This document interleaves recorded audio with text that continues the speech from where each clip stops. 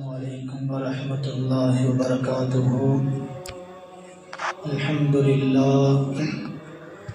لله رب العالمين، والعاقبة للمتقين، والصلاة والسلام على خاتم النبيين وعلى آله الطيبين وأصحابه الطاهرين والمؤمنين والمسلمين كلهم أجمعين. أما بعد، فقد قال الله تعالى في القرآن الكريم وفي الفرقان المجيد بعد أعوذ بالله من الشيطان الرجيم بفضل بسم الله الرحمن الرحيم. قل أرأيتم إن أصبح ماؤكم غورا فمن يأتيكم بماء معين. وقال أيضا أفرأيتم الماء الذي تشربون أأنتم أنزلتموه من المزن أم نحن المنزلون. وقال رسول الله صلى الله عليه وسلم أفضل الصدقة سقي الماء. صدق الله وصدق رسوله النبي الكريم. الصلاة والسلام عليك يا رسول الله، الصلاة والسلام عليك يا حبيب الله، الصلاة والسلام عليك يا رحمة للعالمين. புகழும் புகழ்ச்சியும் ஏக வல்லோன் ஒருவனாகிய அல்லாஹ் ஒருவனுக்கே உரித்தாகட்டுமாக. அவனது சாந்தியும் சமாதானமும் கண்மணி நாயகம் ஸல்லல்லாஹு அலைஹி வஸல்லம் அவர்களின் மீதும் அவர்களின் அடிச்சுவற்றை வலுவாது நழுவாது பின்பற்றி வாழ்ந்த உத்தம சத்திய சஹாபாக்கள், தாபிஈன்கள், தபஉ தாபிஈன்கள், இறைநேசர்கள், நல்லடியார்கள், குறிப்பாக ஜும்ஆவுடைய தொழுகையை தொழுகுவதற்காக வந்திருக்கக்கூடிய இனி வர இருக்கிற நம் அனைவரின் மீதும் என்றென்றும் நின்று நிலவட்டுமாக. ஆமீன். கண்ணியத்திற்கும் மிகுந்த மரியாதைக்கும் உரித்தான அல்லாஹ்வின் நல்லடியார்களே, அல்லாஹ் மனித குலத்திற்கு வழங்கிக் கொண்டிருக்கிற எண்ணற்ற அருட்கொடைகளில் மிக முக்கியமானது தண்ணீர். மனிதன், விலங்குகள், தாவரங்கள் என அனைத்து ஜீவராசிகளின் வாழ்வும் தண்ணீரை சார்ந்தே உள்ளது. மனிதன் சில நாட்கள் உணவின்றி வாழ முடியும், ஆனால் நீரின்றி ஒரு நிமிடம் கூட அவனால் வாழ முடியாது. அதனால்தான் வள்ளுவர் சொல்லுவார், நீரின்றி அமையாது உலகு. இந்த உலகம் நீரில்லாமல் இருக்க முடியாது. அன்பானவர்களே, தண்ணீர் அது இயற்கை வளம் மட்டுமல்ல, அது அல்லாஹுவின் மகத்தான அருட்கொடையும் மனிதன் பாதுகாக்க வேண்டிய அமானிதமும் ஆகும். இஸ்லாம் தண்ணீரை ஒரு அருளாக கருதுவதோடு அதை வீணாக்குவதையும் மாசுபடுத்துவதையும் கடுமையாக கண்டிக்கிறது. குர்ஆனிலும் ஹதீஸிலும் ஏராளமான இடங்களில் தண்ணீரை குறித்து பேசப்பட்டிருக்கிறது. அல்லாஹ் அல் குர்ஆனில் சொல்லுவான், வஅன்ஸல்னா மினஸ் ஸமாஇ மாஅன் தஹூரா. வானத்திலிருந்து பரிசுத்தமான தண்ணீரை மழையாக நாம் இறக்கினோம் என்பதாக அல்லாஹ் அல் குர்ஆனில் சொல்லுவான். இன்னொரு இடத்தில் அல்லாஹ் சொல்லுவான், வஜஅல்னா மினல் மாஇ குல்ல ஷைஇன் ஹய்யின். உயிருள்ள எல்லா படைப்பினங்களையும் தண்ணீரிலிருந்து நாம் படைத்தோம் என்பதாக, நாம் அமைத்திருக்கிறோம் என்பதாக அல்லாஹ் இன்னொரு இடத்திலே சொல்லுவான். இந்த வசனம் உயிரினங்களின், ஜீவராசிகளின் தோற்றமும் தொடர்ச்சியும் தண்ணீருடன் தொடர்புடையது என்பதை தெளிவுபடுத்துகிறது. நம்முடைய மனிதனுடைய படைப்பே தண்ணீர் தான். விந்து துளி, இந்திரிய துளிக்கு அல்லாஹ் தண்ணீர் என்ற வார்த்தையை பயன்படுத்துவான். எனவே மனிதனுடைய படைப்பு அது தண்ணீரிலிருந்து அமைந்திருக்கிறது என்பதை நாம் எல்லாம் விளங்கிக் கொள்ள கடமைப்பட்டிருக்கிறோம். அன்பான பெருமக்களே, தண்ணீர் அது வாழ்வாதாரத்தின் அடிப்படை. அல்லாஹ் கூறுகிறான், வானத்திலிருந்து அவனே தண்ணீரை மழையாக இறக்குகிறான், அதிலிருந்து நீங்கள் குடிக்கிறீர்கள், அதிலிருந்தே மரம் செடி கொடிகள் எல்லாம் வளர்கின்றன, அவற்றிலிருந்து நீங்கள் கால்நடைகளை மேய்க்கிறீர்கள், விவசாயத்தினுடைய ஆதாரமாகவும் தண்ணீர் இருக்கிறது எல்லா உயிரினங்களும் என்பதாக அல்லாஹ் அல் குர்ஆனில் சொல்லுவார். நம்மை போலவே இந்த உலகத்தில் எல்லா ஜீவராசிகளும் தாகம் எடுக்கின்ற பொழுது தண்ணீரை தான் அருந்துகின்றன. அன்பான பெருமக்களே, அல்லாஹ் இன்னொரு இடத்திலே சொல்லுவான், அஃபரஐதுமுல் மாஅல்லதி தஷ்ரபூன், நீங்கள் குடிக்கக்கூடிய தண்ணீரை நீங்கள் என்றைக்காவது நீங்கள் கவனித்திருக்கிறீர்களா? அஅன்தும் அன்ஸல்துமூஹு மினல் முஸ்னி அம் நஹ்னுல் முன்ஸிலூன், வானத்திலிருந்து அந்த ஈரப்பதமுள்ள அந்த மேகத்திலிருந்து தண்ணீரை மழையாக இறங்குவது அல்லாஹ்வான நாமா அல்லது நீங்களா என்பதாக அல்லாஹ் நம்மை பார்த்து கேள்வி கேட்கிறார். அன்பான பெருமக்களே, இந்த உலகத்தில் செயற்கையாக மனிதன் நிறைய விஷயங்களை உருவாக்குகிறான். ஆனால் இன்று வரை மனிதனால் செயற்கையாக உருவாக்க முடியாத ஒரு விஷயம் என்னவென்று சொன்னால் தண்ணீர் மாத்திரம்தான். ஒரு சொட்டு தண்ணீரை கூட இந்த மனித சமூகம் எல்லோரும் சேர்ந்தாலும் கூட தண்ணீரை, ஒரு சொட்டு நீரை உருவாக்கி விட முடியாது. இந்த ஆற்றல், இந்த மகத்துவம் இதுவெல்லாம் அல்லாஹ்விற்கு மாத்திரம்தான் இருக்கிறது. எனவே தண்ணீர் என்பது அல்லாஹ்வுடைய நிஅமத் என்பதை காட்டிலும் அல்லாஹ்வுடைய வல்லமை என்று சொல்லலாம். தண்ணீர் அல்லாஹ்வுடைய வல்லமை, அல்லாஹ்வுடைய அத்தாட்சி என்று சொல்லலாம். அன்பான பெருமக்களில் மழை இறங்கக்கூடிய மழையை குறித்தும் கூட நாம் எல்லாம் சிந்திக்க வேண்டும். ஒரு சொட்டு மழையை கூட நம்மால் செயற்கையாக இறங்கி வைக்க முடியாது. அன்பானவர்களை, தண்ணீரின் மூலம் அல்லாஹ்வின் வல்லமை வெளிப்படுகிறது. இந்த பூமிக்கு அல்லாஹ் எந்த நேரத்தில் எந்த இடத்தில் எவ்வளவு மழையை இறக்க வேண்டும் என்பது அல்லாஹ் முடிவு செய்கிற விஷயம், நாம் முடிவு செய்கிற விஷயம் அல்ல. கருமேகங்கள் நம்முடைய ஊரை சுற்றி நின்றாலும் கூட அல்லாஹ் நாடினால்தான் இந்த உலகிற்கு, இந்த ஊருக்கு தண்ணீர் வரும். நாம் நினைத்த நேரத்தில் எல்லாம் மழை பெய்து விட முடியாது. அல்லாஹ்வுடைய நாட்டம் இருந்தால்தான், கருமேகம் சூழ்ந்திருந்தாலும் கூட அல்லாஹ்வுடைய நாட்டம் இருந்தால்தான் நம்முடைய ஊருக்கு தன் மழை வரும் என்பதை நாம் எல்லாம் விளங்கிக் கொள்ள கடமைப்பட்டிருக்கிறோம். அன்பான பெருமக்களே, தண்ணீரும் தூய்மையும் இஸ்லாமிய மார்க்கத்தில் தொழுகை அது சார்ந்த நிறைய இபாதத்துகளுக்கு தண்ணீர் அவசியம். ஒதுவோடுதான் தொழுக வேண்டும். தங்கடங்கள் இருந்தால் ஒது இல்லாமல் தயமும் செய்து கொள்ளலாம். ஆக தொழுகைக்கு ஒது அவசியம், அந்த ஒழுவிற்கு தண்ணீர் அவசியம். இபாதத்துகள் செய்ய வேண்டும் என்றாலும் கூட தண்ணீருடைய உதவி நமக்கு தேவை. அன்பானவர்களே, அல்லாஹ் அல் குர்ஆனில் சொல்லுவான், வானத்திலிருந்து தூய்மைப்படுத்தும் தண்ணீரை நாம் இறக்கினோம். ஒழு, ஜனாபத்தினுடைய குளிப்பு, இதையெல்லாம் நிறைவேற்றுவதற்கு அல்லாஹ் இறக்கி இருக்கக்கூடிய தண்ணீருடைய தேவை நமக்கு தேவை. அன்பானவர்களை, உடல் சுத்தத்திற்கும் சரி, ஆன்மீக சுத்தத்திற்கும் சரி, தண்ணீருடைய தேவை நமக்கு மிக முக்கியமாக இருக்கிறது என்பதை நாம் எல்லாம் விளங்கிக் கொள்ள கடமைப்பட்டிருக்கிறோம். அன்பானவர்களே, நீல் ஆம்ஸ்ட்ராங் நிலவில் முதலில் காலடி எடுத்து வைத்த ஒரு மிகச்சிறந்த ஒரு அறிஞர், ஒரு அறிவியல் அறிஞர் என்று சொல்லலாம். அந்த நீல் ஆம்ஸ்ட்ராங் நிலவில் முதலில் காலடித்து வைத்த பிறகு பூமியை பார்க்கிறார். பூமி முழுமையாக தண்ணீருக்குள் இருப்பதை போன்று அவருக்கு தெரிகிறது. பூமியில் 2/3 பங்கு கடல் நீரால் சூழப்பட்டது பூமி. அல்லாஹ் அப்படி படைத்திருக்கிறான். அன்பானவர்களே, தமிழ் தாய் வாழ்த்திலே ஆரம்பத்தினுடைய வரியிலே இப்படித்தான் வரும்.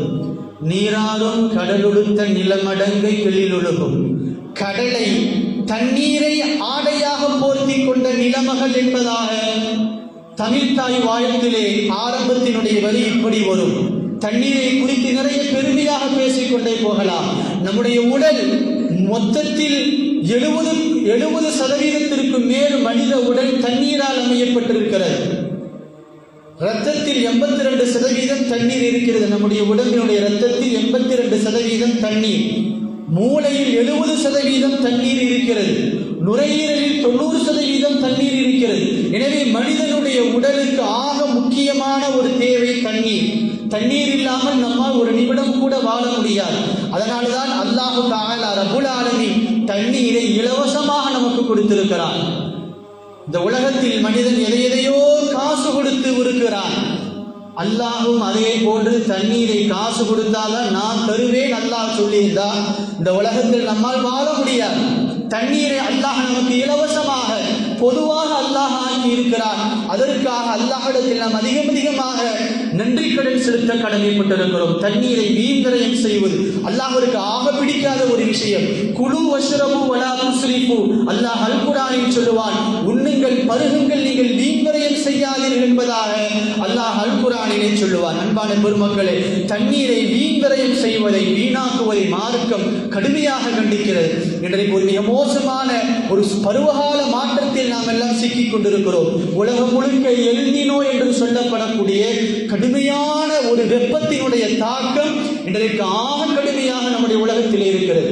குளிர் பிரதேசங்கள் என்று சொல்லப்படக்கூடிய ஆங்கில நாடுகள் கூட இன்றைக்கு விதிவிலக்கல்ல, அவ்வளவு கடுமையான வெப்பம். அதுவும் இன்றைக்கு ஜூலை மாதத்தினுடைய கடைசியில் இருக்கக்கூடிய நாம் காற்று காலத்தில் இருக்கக்கூடிய ஒரு மாதத்தில் இன்றைக்கு கடுமையாக வெப்பம் இருக்கிறது என்று சொன்னால் அந்த எல்னினோவின் காரணமாக உலக வரலாற்றில் இதுவரை சந்திக்கிறாத அளவுக்கு கடுமையான தண்ணீர் பஞ்சம் இன்றைக்கு வந்து கொண்டிருக்கிறது என்பதாக சுற்றுப்புற ஆய்வாளர்கள் நமக்கு சொல்லித் தருகிறார். அவ்வளவு கடுமையான வெப்பத்திலே நாம் எல்லாம் இருந்து கொண்டிருக்கிறோம். வெயிலினுடைய அருமை நிழலிலே தெரியும் என்று சொல்லுவார்கள். அப்படி அல்ல, வெயிலினுடைய அருமை தண்ணீரிலே தெரியும். தண்ணீர் இல்லாத பொழுதுதான் நமக்கு தண்ணீருடைய அருமை தெரியும். அன்பான பெருமக்களை, மார்க்கம் தண்ணீரை வீண்விரயம் செய்வதை அவ்வளவு கடுமையாக கண்டிக்கிறது. அன்பான பெருமக்களை, இன்று உலகின் பல பகுதிகளில் தண்ணீர் பற்றாக்குறை அதிகரித்து வருகிறது. உலகத்தினுடைய பல பகுதிகளில் தண்ணீர் பற்றாக்குறை அதிகரித்து வருகிறது. இதனை பெருமானார் ஸல்லல்லாஹு அலைஹி வஸல்லம் அவர்கள் 1448 ஆண்டுகளுக்கு முன்பாகவே பெருமானார் ஸல்லல்லாஹு அலைஹி வஸல்லம் அவர்கள் நமக்கு சொல்லி காட்டிவிட்டார்கள். சஅத் ரலியல்லாஹு அன்ஹு அவர்கள் உது செய்கிறார். உது செய்கின்ற பொழுது சஅத் ரலியல்லாஹு அவர்கள் தண்ணீரை வீண்விரயம் செய்கிறாங்க, கொஞ்சம் அதிகமாக பயன்படுத்துகிறார். அப்ப நபி ஸல்லல்லாஹு அலைஹி வஸல்லம் சொன்னாங்க, சஅதே தண்ணீரை வீண்விரயம் செய்யாதீங்க அப்படின்னு சொன்ன உடனே சஅத் ரலியல்லாஹு அன்ஹு கேட்டாங்க, யா ரசூலல்லாஹ், உதுவுல கூட தண்ணீரில கூட வீண்விரயம் செய்வது இருக்குதா அப்படின்னு கேட்டவனை பெருமானார் ஸல்லல்லாஹு அலைஹி வஸல்லம் அவர்கள் சொன்னார்கள், ஆத்து தண்ணீரை ஒழுவு செஞ்சா கூட அளந்து ஒழுவு செய்யினார். அன்பான பெருமக்களே, தண்ணீர் குறைவாக இருக்கின்ற பொழுது தண்ணீரை குறைவாக பயன்படுத்துவதற்கு பெயர் அல்ல சிக்கனம். தண்ணீர் மிகுதியாக இருக்கின்ற பொழுது கூட தண்ணீரை குறைவாக பயன்படுத்துவதுதான் சிக்கனம். மார்க்கம் இதைத்தான் நமக்கு கற்றுத் தருகிறது. ஓடுற ஆறுங்கிறனால நிறைய தண்ணீரை பயன்படுத்தக்கூடாது என்பதாக பெருமானார் ஸல்லல்லாஹு அலைஹி வஸல்லம் அவர்கள் உதுவிலும் கூட சிக்கனத்தை கடைபிடிக்கும்படி பெருமானார் ஸல்லல்லாஹு அலைஹி வஸல்லம் அவர்கள் சொன்னார். இன்றைக்கு நாம் பரவலாக நாம் எல்லாம் பார்த்து கொண்டிருக்கிறோம். அடுத்தவர்களை குறை கூற வேண்டும் என்பதன் நோக்கம் அல்ல, அடுத்தவர்களை குறை கூறுவதற்கு எனக்கு தகுதியும் அல்ல. நிறைய வீடுகளில் பூட்டி இருக்கிற நிறைய வீடுகளில் வாரத்தில் ஒரு நாள் இன்னைக்கு தண்ணி விடுறாங்கன்னா நிறைய வீடுகளில் தண்ணி அப்படியே வெளியே போய்கிட்டே இருக்குது. அந்த கேட் வால்வு ஆஃப் பண்ணுறது கிடையாது. வெளியூரில் இருக்கிற வீடுகளில் தான் அப்படின்னு பார்த்தா வீட்டில் இருக்கிறவங்களே தண்ணீர் வருகின்ற பொழுது தொட்டி நிமிர்ந்துருச்சுன்னு சொன்னால் தண்ணி ஆஃப் பண்ணுறது கிடையாது, அப்படியே வெளியே விட்டுக்கிட்டே இருக்கலாம். அன்பான பெருமக்களே, அல்லாஹ் அல் குர்ஆனில் சொல்லுவான், சும்ம லதுஸ்அலுன்ன யௌமஇதின் அனின் நஈம், நாளை மறுமையில் அல்லாஹ் கொடுத்த ஒவ்வொரு நியமத்திற்கும் நீங்கள் கேள்விகளுக்கு கேட்கப்படுவீர்கள். இந்த ஆயத்துக்கு பெருமானார் ஸல்லல்லாஹு அலைஹி வஸல்லம் அவங்கள்ட்ட சஹாபாக்கள் விளக்கம் கேட்டாங்க, யா ரசூலல்லாஹ், சும்ம லதுஸ்அலுன்ன யௌமஇதின் அனின் நஈம், அன்றைக்கு அல்லாஹ் கொடுத்த ஒவ்வொரு நியமத்திற்கும் கேள்விகளுக்கு கேட்கப்படும் என்று அல்லாஹ் அல் குர்ஆனிலே சொல்லுகிறானே, எந்தெந்த நியமத்துக்கு கேள்விகளுக்கு கேட்கப்படும் சொன்னோனே ரசூல் ஸல்லல்லாஹு அலைஹி வஸல்லம் சொன்னாங்க, நீங்க குடிக்கிற ஒரு மெடரு தண்ணிக்கு நீங்கள் பதில் சொல்லணும். ஒரு மெடரு தண்ணி தான், ஒரு மெடரு தண்ணீருக்கும் கூட நாளை மறுமையில் அல்லாஹ் கேள்விகளுக்கு கேட்பான். அந்த நியமத்திற்கு பதில் சொல்லியாக வேண்டும். இன்றைக்கு எவ்வளவு தண்ணீரை வீண்விரயம் செய்கிறோம். அந்த வீண்விரயம் செய்யக்கூடிய குடிக்கக்கூடிய தண்ணீருக்கெல்லாம் நாளை அல்லாஹ் மறுமையை கேள்வி கணக்கு கேட்பான். அந்த கேள்விக்கு நாம் எப்படி பதில் சொல்ல போகிறோம் என்பதை நாம் எல்லாம் யோசிக்க கடமைப்பட்டிருக்கிறோம். குளிக்கிறதுக்கு ஒழு செய்யறதுக்கு ஒரு வாளி தண்ணி யூஸ் பண்றவங்களும் இருக்கிறாங்க.